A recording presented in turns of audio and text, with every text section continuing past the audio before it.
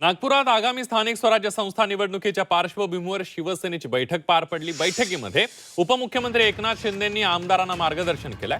निवडणुकीत केलेल्या कामांबद्दल शिंदेंनी आमदार आणि स्थानिक पदाधिकाऱ्यांची पाठ थोपटली आहे। पालिका निवडणुका महायुती म्हणूनच लढणार आणि जिंकणार असा विश्वास त्यांनी यावेळेला व्यक्त केलाय।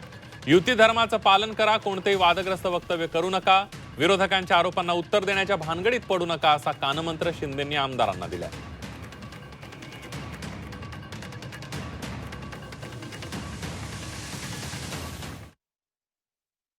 मध्ये सर्व सन्मान्य आमदारांनी पूर्ण वेळ उपस्थित राहावं। वेगवेगळी जी आयुध विधिमंडळातली आहेत त्या सर्व आयुधांचा वापर मान्य आमदार महोदयांनी करावा आणि पुरवणी मागण्या असतील, अंतिम आठवडा प्रस्ताव असेल, सत्ताधारी प्रस्ताव असेल, विरोधी पक्षाचा प्रस्ताव असेल, प्रश्न उत्तर असतील, लक्षवेधी असतील किंवा बिलं असतील सरकारी, या सगळ्याच कामकाजामध्ये आपल्या शिवसेनेच्या सर्व आमदारांनी पूर्ण वेळ सभागृहामध्ये उपस्थित राहावं।